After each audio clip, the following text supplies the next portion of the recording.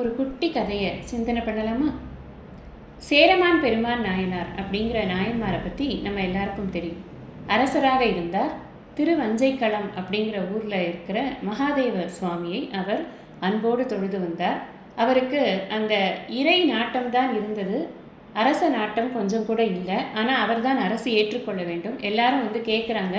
இவர் மகாதேவர்கிட்ட புலம்புறார், என்னால் முடியாது, நான் எப்படி உன்னை விட்டுட்டு போய் இந்த உலக விஷயங்களை எல்லாம் பார்க்க முடியும்?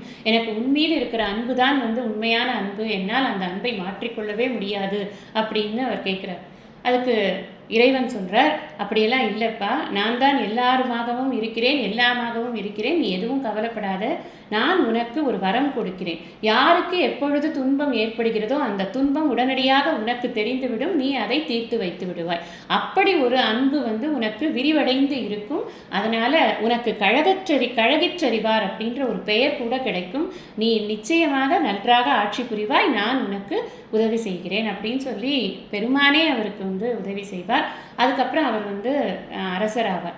அரசர் ஆனதுக்கு அப்புறமும் கூட எப்பொழுதும் அவருக்கு சிவனடியாரை பற்றிய சிந்தனையும் சிவனை பற்றிய சிந்தனையும் தான் மேலோங்கி இருக்கும். யாரை பார்த்தாலும் அடியார் பெருமக்கள் மாதிரி தான் அவருக்கு தெரியும். கொஞ்சம் திருநீர் பூசிக்கொண்டு இருந்தால் கூட போதும், அவர்களுக்கு ஒரு மிகப்பெரிய மரியாதையை அவர் கொடுத்து விடுவார். அப்படித்தான் ஒரு சமயம் ஒரு வண்ணான் ஒருத்தர் உவர் மண்ணோடு அவர் அந்த உவர் நிலத்திலிருந்து அவர் துணிகளை எடுத்துக்கொண்டு வருகிறார்.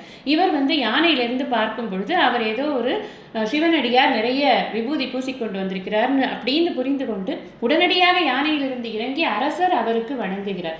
அவர் பார்த்த உடனே வண்ணானுக்கு ரொம்ப சங்கடமா போச்சு. ஐயா, இது உவர் மண்ணு, இது திருநீர் அல்லன்னு சொன்ன போது கூட அவர் சொல்றாராம், பரவாயில்லையப்பா, நீ எனக்கு திருநீரை ஞாபகப்படுத்தினாயா இல்லையா, அதற்காகவே உனக்கு ஒரு நமஸ்காரம். அந்த திருநீற்றின் மேல் அன்பு, திருநீர் பூசுபவர்கள் மேல் அன்பு, அந்த இறைவன் மேல் அவ்வளவு அன்பு. அதனால தான் இறைவனே பானபத்திரருக்கு நீ பொருளுதவி செய்யப்பா அப்படின்னு அவருக்கு ஒரு ஓலை அனுப்பினார். இறைவன் கைப்பட ஓலையை பெற்ற ஒரே மனிதர் அவர்தான் அப்படின்னு அவருடைய சரித்திரத்தில் நாம் பார்க்கிறோம்.